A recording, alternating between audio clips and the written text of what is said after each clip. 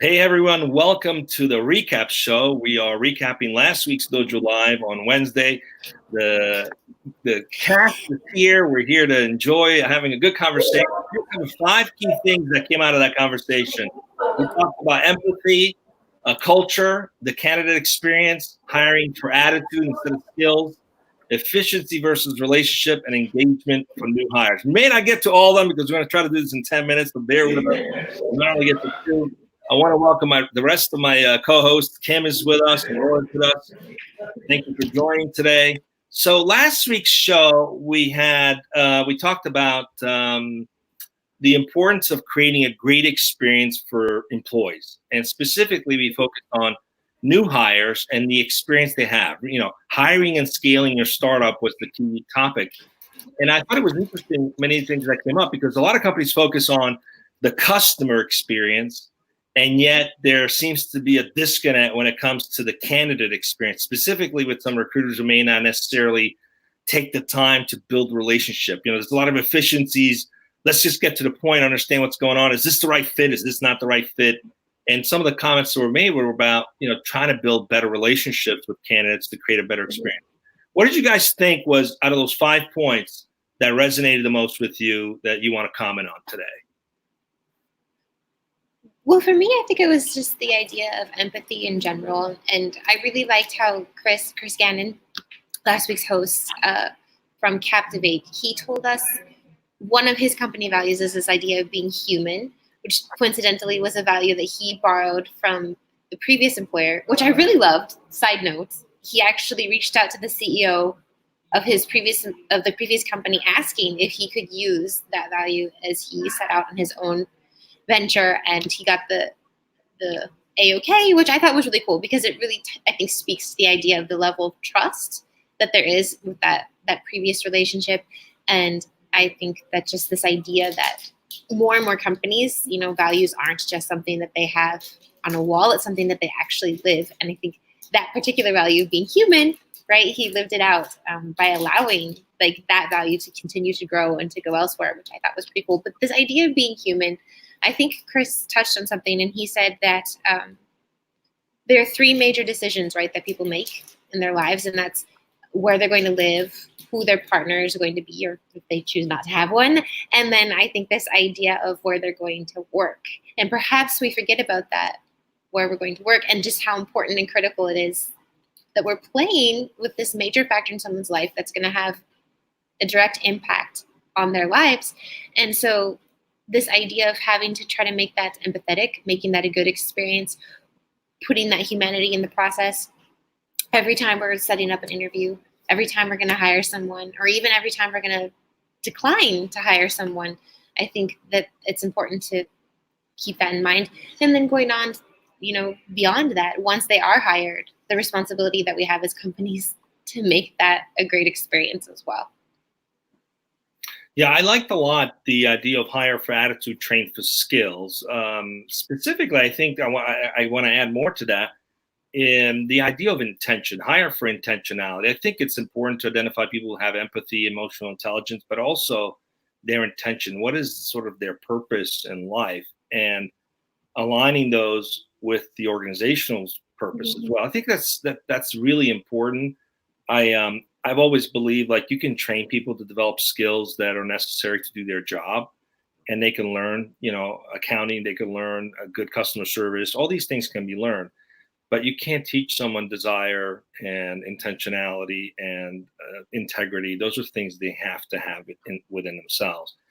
And I'm not sure there are any tests for that, really. We discussed a few different things, but it doesn't appear there's any way to effectively do that. So it comes down to building those relationships. Recruiters are learning to ask those questions, using the gut in many cases to make a judgment call. And so I thought that was interesting. I also had this interesting post that I saw this past week. It was fascinating. It was like this executive died, and he was being judged for his good deeds and his bad deeds, and they were even. And so it was decreed that he could choose to spend some time in heaven and some time in hell, and then choose where he wanted to go. And he went to heaven and experienced this blissful experience and meditation, and peaceful state of mind. And then he went to hell, and it was like a party. They were golfing, having a great time, partying. And at the end, they asked him, "So where do you want to go?" And he says, "Well, it seems like hell might be a lot more fun." So he chose hell. He goes there, and then everybody's like, "Grab a shovel and let's put some coal in the fire." And he's like, "What the heck happened?" He goes, "Well, before you were a candidate, now you're an employee, right?" So right. I just thought it was interesting because a lot of people have that experience. They go to a company, they get courted, and then they have another experience. So one of the questions came up with, I'm not sure if it was you, Laura, or Kim, that how do you determine if that's the kind of environment that you're walking into? How do you create trust that what you're representing is actually how it is? What do you guys think about that? As the person who's the potential candidate? Yeah. Oh, so we're kind of flipping it from the actual talk. Well, I guess it goes, how would I do that? It has to do with the relationship. Exactly that. How you're treated during your recruiting process should be a key indicator of what life afterward would be, right? I mean, I guess you could think of the recruiters as the equivalent of the waiter or the waitress at a restaurant, or the hostess. I don't know.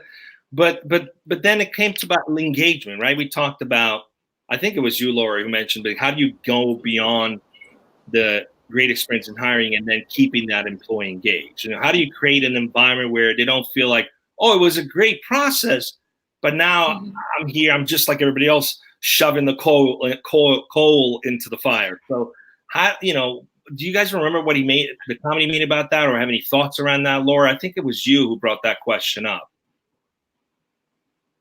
Yeah, I was the one who brought that question up, specifically because of what you said, that sometimes when you are in the recruitment process, everything's like flowers and sugars, and sometimes when you get to the real job, once you're hired, sometimes what happens is that basically the magic disappears of that. And I think that's really related to the company's culture that we actually talked about, that the culture and the candidates' experience through the recruitment process and how were they related. I think that, for example, here at Nearsoft, we have our onboarding process, which is really important when they get here. It's not like they went through a good recruitment process and then everything disappears. We have something where we make them feel like they belong in the company. You know what I mean, guys? Yeah, and I think I saw the posting you made a few days ago, which is a fantastic testament, if you will. What happens when perhaps you have an employee who's hired for something and then they realize this isn't really what I want to do, or they realize, well, this is something I'm really great at, or I'm not succeeding at this. What happens to in a lot of companies is like, okay, well, bye-bye, see you later, right? But, because we care so much about the people, what happens? And can you share a little bit of your story? Like, you shared a story online on LinkedIn about, moving over to Dojo Live and getting this opportunity and discovering something. Please share that a little bit, because I think that's an opportunity for employers to learn the importance of not just creating a great experience in the hiring process, but continuing that life cycle experience with the employee the same way you would with clients. Go ahead. Yeah, well, when I started here at Nearsoft, I was in a different role, a completely different role from what I'm doing right now. Right now, I'm audience development manager, something that I had no experience with. But when changing roles, I think Nearsoft really helped me on making that transition where I'm actually currently at, right? And it has to do with the team, actually, from you guys. I think that it's really important when you hire somebody for a certain role and sometimes it doesn't work out. What you said, in some companies that you're okay, you didn't work in here, so bye-bye. In this case was really different. I got replaced in another team, in something that I'm learning, and how can I say this? Well, they give you an opportunity to grow, and I think I found my niche. As I said on my post, It's something that I've never done, but I think it's something that I really like. If I look in the past, it's something that I would never imagine I would be working on. And yeah, that's pretty much my experience on it. I think, Kim, you'll agree with me that the outcome of that has turned out really great. And a lot of companies, I believe, miss out when they just quickly dismiss someone, perhaps who wasn't the right fit in another role, that could be phenomenal at something else. And so I encourage those who didn't watch last week's Dojo Live to check it out. You can go on dojo.nearsoft.com and check out that episode. It's hiring and scaling your startup. It's about 30 minutes. Great tips, great anecdotes, great lessons on how to create a better experience for employees. And anything else before we're done, because we're up on time. Well, I think it's just cyclic, right? This idea of empathy. If you have a great process with a company all the way from the beginning before you're even technically part of that company and all the way through once you're there, and that's also, I mean, it's just going to reflect itself in the way that your employees are treating your clients as well, right? I think that it all just sort of is a win-win for everyone. So I think that for me, the takeaway is just empathy. You know, that golden rule: treat others how you would like to be treated, whether that's the people who are your potentials, the people who are working with you, the clients, everything. And just try to always, you know, put on someone else's shoes and see what you would like in that particular case to the best of your ability. Great final words of wisdom. Thanks for joining me today, and we'll talk to you guys next week. Don't forget this Wednesday, 5 p.m. Pacific, for the next Dojo Live. That's right. Bye-bye. Bye.